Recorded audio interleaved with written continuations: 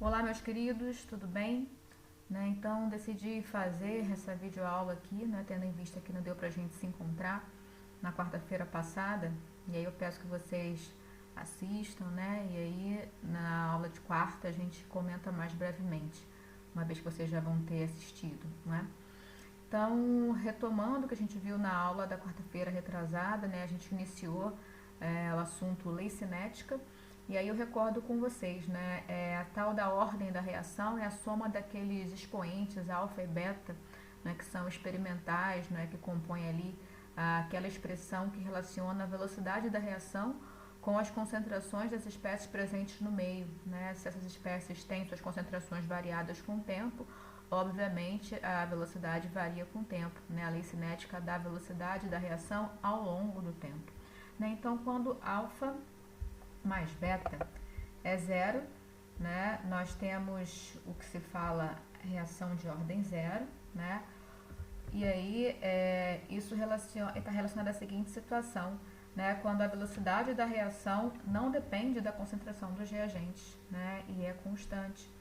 Reações catalisadas, cujos catalisadores encontram-se já saturados, geralmente são de ordem zero, Ou seja, a velocidade não depende da concentração dos reagentes, Uma vez que a reação é catalisada, muito provavelmente a reação tem sua velocidade definida pelo catalisador, E aí, se o catalisador já está saturado, não existe mais influência da concentração dos reagentes, E só do catalisador.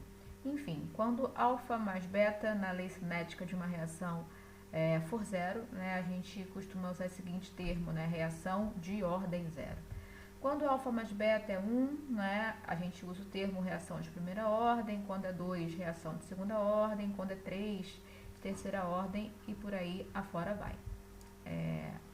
Reações de primeira ordem, detalhe, as reações nucleares são todas de primeira ordem, Que reações nucleares são essas, Aquelas reações da radioatividade, do decaimento radioativo, enfim, a cinética daquelas reações, aquelas expressões que a gente vê nos livros de ensino médio, elas vêm justamente da aplicação do modelo de primeira ordem para esse tipo de reação, uma vez que essas reações são de primeira ordem, tem a sua velocidade dada em função da concentração da espécie reagente elevada ao coeficiente 1, por isso reação de primeira ordem.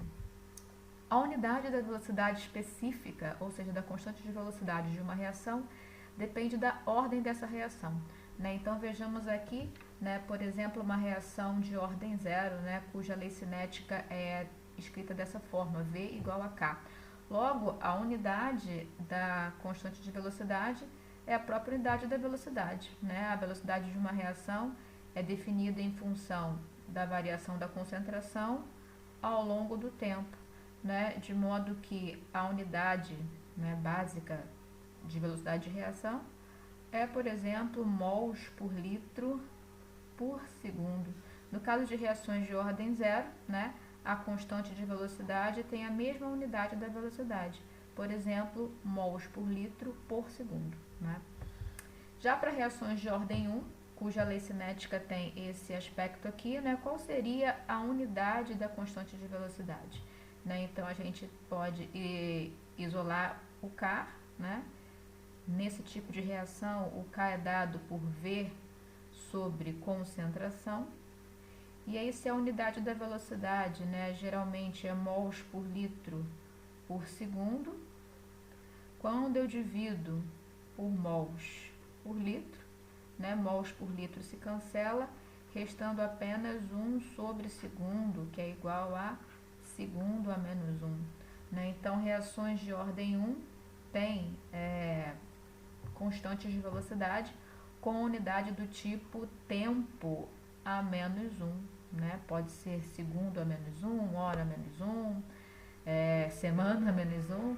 O fato é que pela unidade da constante de velocidade a gente consegue determinar a ordem da reação. No caso de reações de ordem 2, cuja lei cinética tem esse aspecto, vamos isolar o K e ver a unidade dele. K é a velocidade dividido por concentração ao quadrado, né? Então, supondo ali para a velocidade a unidade básica, mols por litro por segundo, né? Dividindo isso por mols por litro ao quadrado, né? O que que nós vamos ter, né? Mols por litro se cancela, restando 1, né? Então, nós temos 1 sobre segundo dividido por mols por litro, que é igual a, repete a primeira e multiplica pelo inverso da segunda, né? Que vai dar aqui pra gente litros por mol por segundo, né? Então, uma reação cuja constante de velocidade tenha essa unidade, né, inverso de concentração sobre tempo, né, quando K tem essa unidade, nós já sabemos de cara que a reação é de ordem 2 ou de segunda ordem, tá? Então, a unidade da velocidade específica de uma reação depende da ordem dessa reação, né? Se isso é verdade, conhecendo a unidade da constante de velocidade, a gente sabe a ordem da reação. Vamos passar agora para esse assunto, né, que é o que interessa, né, o que não deu para a gente ver na quarta-feira passada, né, a determinação da ordem de uma reação. Né? Basicamente, nós temos 3 métodos para fazer isso. Né? O primeiro é o método das velocidades iniciais, que vocês veem no ensino médio. O segundo é o método do ajuste empírico, que vocês não veem no ensino médio. E o terceiro é o método da meia-vida, que vocês também não veem no ensino médio, tá? Então, passando aqui pela definição de cada um desses métodos, para que a gente possa fazer no encontro síncrono, né, a resolução de exercícios, de exemplos, que possam clarear na nossa cabeça a aplicação desses métodos para a determinação das ordens. O método das velocidades iniciais, né? Então, qual é a definição dele? Nós fixamos as concentrações de todos os reagentes menos 1 e analisamos o efeito da concentração do reagente isolado sobre a velocidade inicial da reação. Na verdade, esse fixar as concentrações de todos os reagentes menos 1 corresponde ao chamado método do isolamento, que é utilizado acoplado a esse tal método das velocidades iniciais, né, e também ao método do ajuste empírico e ao método da meia-vida. Né? Não tem como a gente analisar todo mundo variando, né? Como é que a gente vai ver o efeito, né, das concentrações sobre as velocidades se todo mundo varia. Né? Então é necessário sempre fixar né?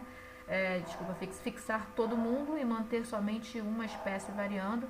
Essa espécie, né, que varia sozinha é justamente a espécie chamada isolada, a espécie que a gente fala que está isolada, né? Ela está tendo variação na sua concentração isoladamente.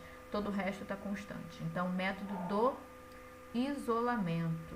Tá? A gente nem define como um método em separado, né? Eu defini só 3 métodos com vocês, justamente pelo fato de que ele é um método básico, né? Ele tem que ser usado sempre, senão a gente não consegue avaliar, né, qual é a resposta da velocidade, né, se todo mundo varia ao mesmo tempo.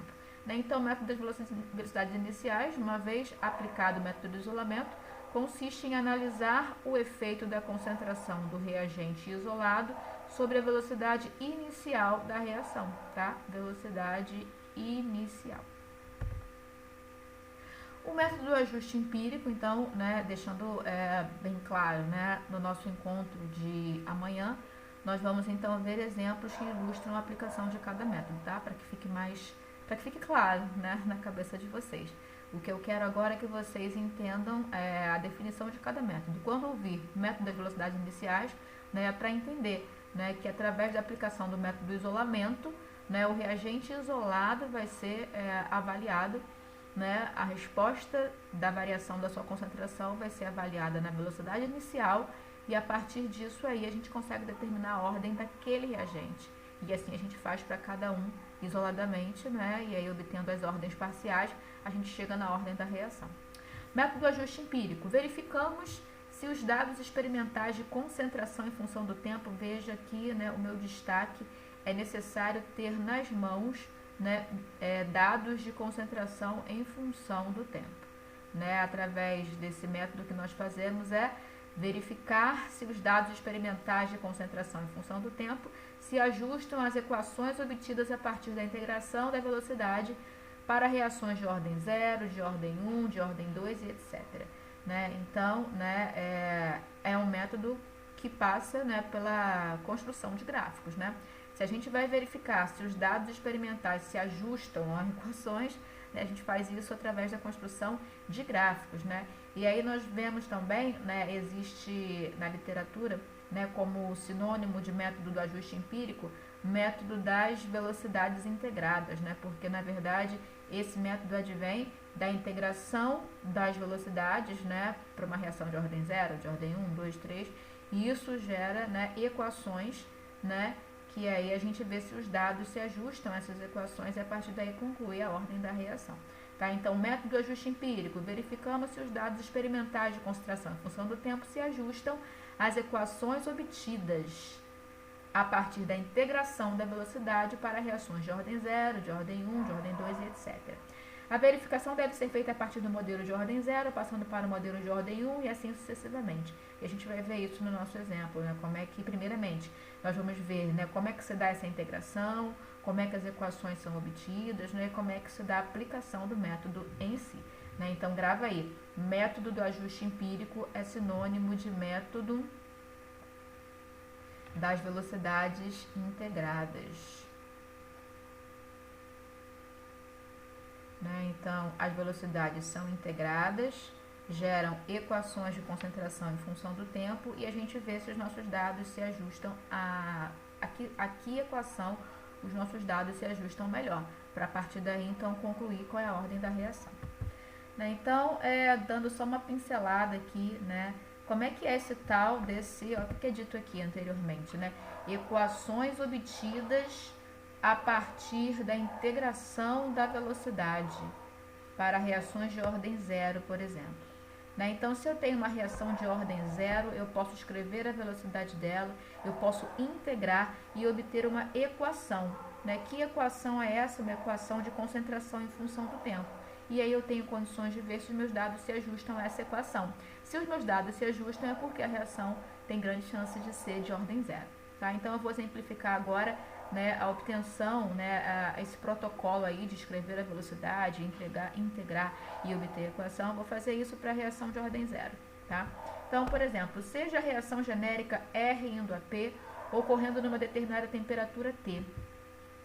Se a reação é de ordem 0, sua lei cinética apresenta a seguinte forma funcional: V igual a K, concentração de R, botei R0 aqui, né? Concentração de R elevada a 0. E aí, R elevado a 0 é 1, de modo que a velocidade, né, que a lei cinética tem a seguinte forma funcional: V igual a K. Né? Sendo a reação genérica R indo a P uma reação de ordem 0, sua velocidade, por definição, se expressa como? Na verdade, independente dela ser de ordem 0, né? Sendo a reação genérica, né, isso aqui é desnecessário, ela pode ser de ordem 0, 1, 2, 3, 1 milhão, né? A definição da velocidade de reação para essa reação aqui pode, né, se dar a partir, né, dessa forma aqui. Lembrando que eu posso escrever também em relação ao produto, né? Porém, como meu objetivo é obter concentração em função do tempo do reagente, né, é útil que eu escreva a velocidade da reação, então, em função da concentração do reagente. Então, sendo a reação genérica, R indo a P, sua velocidade, por definição, se expressa dessa forma. Né? A velocidade da reação tem relação com a velocidade de consumo do R, né? E ela tem que ser ponderada pelo inverso do coeficiente estequiométrico, lembrando aí da definição, né, de que quando a espécie é reagente, utiliza-se um menos no coeficiente estequiométrico, quando é produto, utiliza-se um mais. Né? Então, sendo a reação genérica, por definição, V é isso daqui. Então, substituindo a expressão da velocidade da reação na equação 1, temos, né, quem é a equação 1? Lembra aqui quem é a equação 1? V igual a K, né, a aplicação da lei cinética para uma reação de ordem 0. Né? Se eu tenho agora a definição da velocidade para colocar aqui, né, aonde eu vou chegar. Né? Então, está aqui. 1 sobre menos 1, d de R, d de T é igual a K. Resolvendo a equação diferencial, né, obtemos a função concentração de R, ou seja, o perfil de concentração de R em função do tempo. Né? Então, por isso, lei de velocidade integrada. Está aqui a lei de velocidade, né, que gera uma equação diferencial, e aí ela é integrada, né, ela é resolvida, e através da resolução, né, chega-se à resposta, que é uma concentração, né, é um perfil de concentração em função do tempo, e aí a gente chega, né, a gente completa aquela ideia, né, escrever a lei cinética, integrar, obter a concentração em função do tempo e ver se os dados se ajustam a essa equação. Então, olhando aqui os passos, né, escrevi a lei cinética, né, em função da definição de velocidade, né, e aqui agora eu só multipliquei cruzado, d de r é igual a menos k dt, e agora vamos começar a resolver a equação diferencial, né, como é que a gente faz, integra, né, nós temos aqui a concentração de r indo de um valor inicial, quando o tempo é zero, até um valor qualquer, quando o tempo é t, né, integral de d de r é r, né, esse menos esse k é uma constante, menos k passa pela integral, e a integral fica só no dt, né, de modo que eu tenho aqui r menos r0 igual a menos kt, né, aqui eu tenho somente a equação rearranjada, né, coloquei esse r0 para lá, e aqui rearranjada novamente, onde nós conseguimos ver claramente que essa equação é uma equação do tipo equação de reta, né, uma vez que a constante de velocidade depende só da temperatura e a temperatura está fixada, isso é uma constante, né, por exemplo, a. Esse tempo é uma variável independente, né, o tempo pode ser qualquer. E a partir do tempo que passa, nós temos um valor de concentração que depende desse tempo, né? Então, esse R é como se fosse um Y, esse menos K como se fosse um A, esse T como se fosse um X e esse R0, que é uma constante, como se fosse um B. De modo que essa equação aqui, obtida para o modelo de reação de ordem zero, obtida para reações de ordem zero, essa equação aqui é a tal da equação que a gente vê se os dados vão se ajustar, né? Se os dados se ajustam, tem grande chance da reação ser sim de ordem zero. Tá? Então, essa equação é uma equação linear cujo coeficiente angular corresponde à constante de velocidade da reação. Né? Se os meus dados se ajustam, eu posso, a partir, né, da equação dada pela construção do gráfico, determinar esse valor de A que corresponde ao menos K. Tá? O mesmo procedimento pode ser feito ao considerar reações de primeira ordem, de segunda ordem, da ordem que for, né? E aí a gente gera, né, essa informação aqui, por exemplo, uma reação de ordem zero, nós temos que V igual a K e a expressão é X igual a KT, sendo X igual a P, né? Então, exatamente o que nós obtivemos antes, né? A concentração de P, né, é uma relação de K vezes T, né? Olha aqui que aqui está sendo dado em função da concentração de produto e não da concentração de reagente, como eu fiz anteriormente. Tá? Para uma reação de ordem 1, né, cuja lei cinética é V igual K, que multiplica a concentração de A, essa é a expressão obtida. Né? Notem que está em função desse X aqui, e esse X é a concentração de produto. Né? Essa tabela mostra equações da concentração de produto em função do tempo. Né? A ideia é a mesma. Se eu tenho uma reação de ordem 2 do tipo A indo a P, né, e a lei cinética é essa daqui, ou uma reação do tipo A mais B indo a P, e a lei cinética é essa, ou ainda uma reação do tipo A mais 2B, né, onde a lei cinética também pode ser escrita dessa forma, enfim, né, é a partir da reação que está se avaliando, né, do modelo que está se propondo e da resolução da equação, a gente chega nesse bando de equações aqui, né? E aí o objetivo é ver se os dados se ajustam a essa equação, a essa equação, a essa equação, enfim, né? Esse é o método do ajuste empírico, tá ok? Não tem mistério, né? A partir do momento que você tem as equações, né, as leis cinéticas escritas, né, e integradas, nós temos as equações já prontas. E aí a gente vê, né, a que equação os nossos dados melhor se ajustam. E com isso melhor se ajustam. E com isso a gente conclui, né, a gente faz uma estimativa da ordem da reação. Né, a gente conclui a ordem da reação por meio desse método. Método da meia-vida. Determinamos a ordem mediante o ajuste de dados experimentais de tempo de meia-vida em função da concentração, utilizando essa equação. Né? E aí a gente vai ver também no nosso exemplo da onde que essa equação vem. E lembrando, né, o que é tempo de meia-vida? Né, é o tempo necessário para que a concentração inicial atinja metade do seu valor.